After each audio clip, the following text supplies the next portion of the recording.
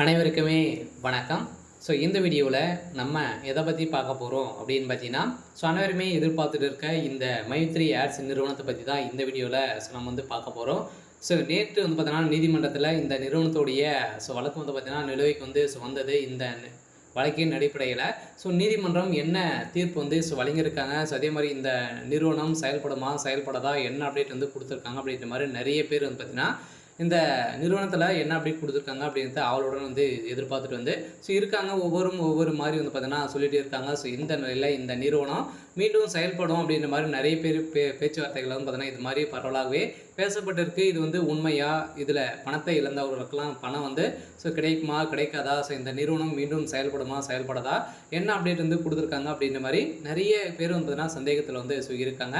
இதில் தான் நேற்று நடந்த புகாரின் அடிப்படையில் சதுரடியாக பார்த்தீங்கன்னா கோவை இஓடபிள்யூ அதிகாரிகள் வந்து பார்த்தீங்கன்னா சதுரடியாக மீண்டும் புகார்கள் வந்து இழந்திருக்கு. இந்த புகாரின் அடிப்படையில் மீண்டும் இந்த நிறுவனத்தை வந்து பார்த்தீங்கன்னா வழக்கை வந்து ஒத்தி வச்சிருக்காங்க அப்படின்ற மாதிரி தான் நீதிமன்றம் தீர்ப்பு வந்து வழங்கியிருக்காங்க.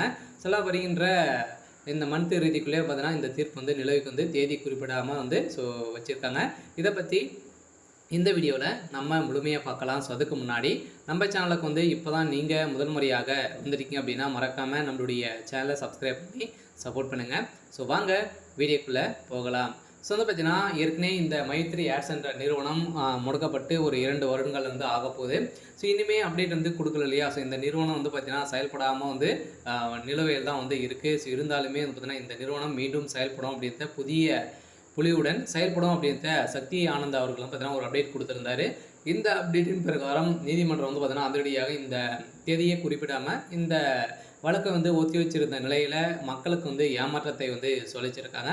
இந்த அடிப்படையில் தான் இப்போ இந்த நீதிமன்றம் வந்து பார்த்தீங்கன்னா அதிரடியாக தீர்ப்பு, ஒரு பரபரப்பான தீர்ப்பு வந்து இந்த தீர்ப்பாக வழங்கியிருக்காங்க. இருந்தாலுமே இந்த நிறுவனத்தில் முதலீடு செய்தவர்களுக்கெல்லாம் பணம் வந்து கிடைக்குமா கிடைக்காதா அப்படின்னு வந்து பார்த்தீங்கன்னா பணங்கள் வந்து கட்டாயம் கிடைக்க போகுது அப்படின்னு தான் சொல்லியிருக்காங்க. ஏற்கனவே 2025 பிப்ரவரி 2021 பார்த்தீங்கன்னா ஒரு நோட்டீஸ் வந்து அனுப்பப்பட்ட பிறகு வந்து பார்த்தீங்கன்னா எம்எல்ஏஎம் வந்து பார்த்தீங்கன்னா நிறுவனத்திற்கு எதிராக 7 புகார்கள் வந்ததாக கோயம்புத்தூரில் உள்ள யூஓடபிள்யூ அதிகாரிகள் வந்து பார்த்தீங்கன்னா கண்காணிப்பில் இருந்தவர்கள் வந்து சொல்லியிருந்தாங்க. இதன் அடிப்படையில் இந்த நிலுவையில் பார்த்தீங்கன்னா வந்திருக்கா அப்படின்னு செக் பண்ணதுக்காக பார்த்தீங்கன்னா இப்போ இந்த நிறுவனத்தில் வழக்கை வந்து ஒத்தி வச்சுருக்காங்க.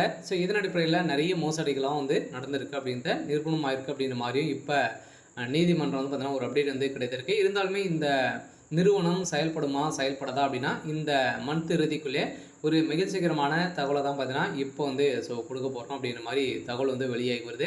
இருந்தாலுமே என்ன நடக்க போகுது அப்படின்றத வெயிட் பண்ணி பார்க்கலாம். இருந்தாலும் சக்தி ஆனந்த் அவர்கள் பொறுத்தளவுக்கு பார்த்தீங்கன்னா கட்டாயம் இந்த நிறுவனம் செயல்படும் அப்படின்ற உறுதியாக வந்து சொல்லிட்டு வந்து இருக்காரு. சரி, ஓகே. இன்னைக்கான அப்டேட் வந்து பார்த்தீங்கன்னா இதுதான். மறக்காமல் நம்மளுடைய சேனலை வந்து சப்ஸ்கிரைப் பண்ணி சப்போர்ட் பண்ணுங்கள். தேங்க்யூ.